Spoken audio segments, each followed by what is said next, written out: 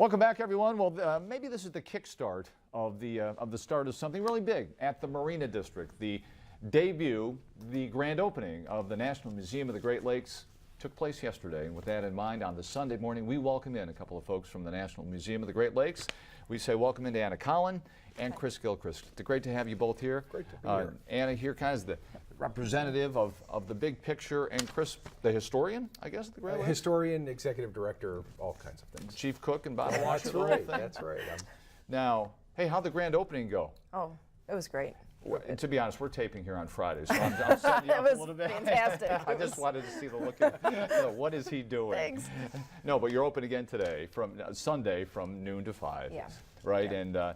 And let's talk about the whole genesis of this National Museum of the Great Lakes. First of all, how did this all come to be? Where you got that beautiful building now. Mm-hmm. The old Boyer becomes the Schoonmaker. Right. And you get started yesterday, Chris. Yeah, you know, the Great Lakes history doesn't get the type of attention in media, in academia, that it deserves. Great Lakes history has dramatically affected the contours of American history. And so what we're trying to do is make sure that people understand that Great Lakes history is not just a little regional kind of interest to a couple of people. It is something that has dramatically impacted the continent's development. We like to say 84% of the fresh water in the North American continent is in the Great Lakes, and there's a different story in every drop. And that's what we're trying to achieve. Yeah, and I can tell in your voice, Chris, the pride. We should be prideful of where we live, what we represent here. This is the Great Lakes. Anna, maybe speak to that. Well, you know, I've been with the organization for about a year now, and in conversations with, I'm a Toledoan, and with conversations with other Toledoans, everybody has a connection.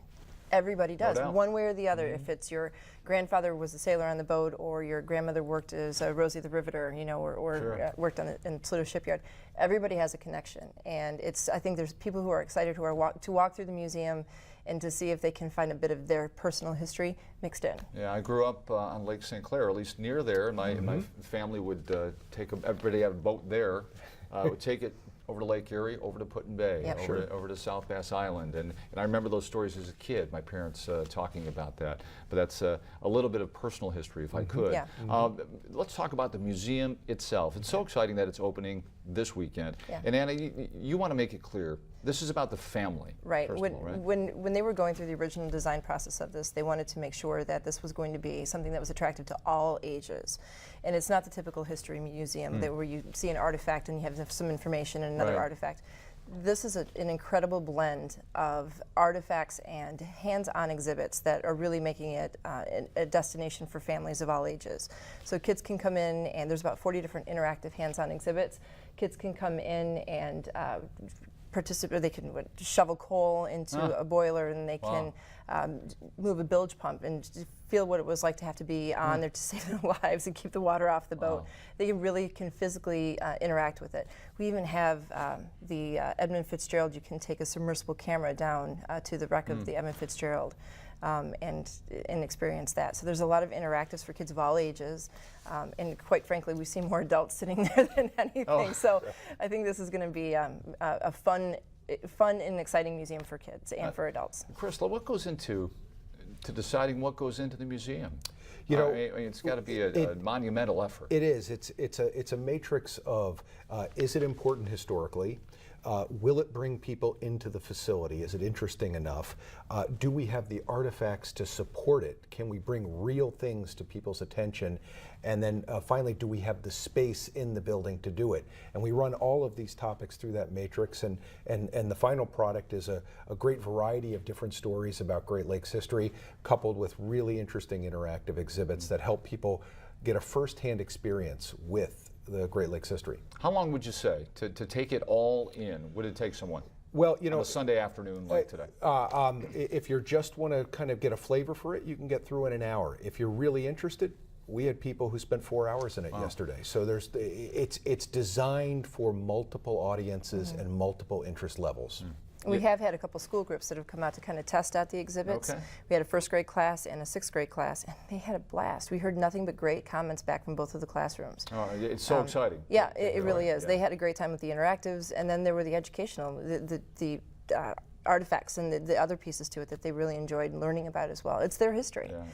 You know, and we also have something called the Toledo Trail, because we are very proud of our history here in Toledo, and Toledo had such an impact on Great Lakes history and on maritime history that we have about 25 different artifacts to the museum that are identified by the Toledo Trail logo, and that each of those have some significance that Toledoans have, either an organization or an individual, have had a significant impact on Great Lakes history. What was the genesis of the idea of transforming the Boyer into the Schoonmaker? Where'd that come from? Well, the Schoonmaker is the Boyer's original name. In 1911, she was christened, launched, and she served most of her career as the Colonel James M. Schoonmaker. She was purchased by another company, which is fairly common in the shipping business, renamed for a business executive with the new company, and that's how she was purchased by the city of Toledo to become a museum ship.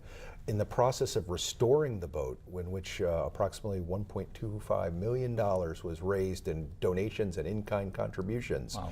One of those was from the grandson of Colonel James M. Schoonmaker, and he says, why not return it to its original name? What's old is new again. Exactly.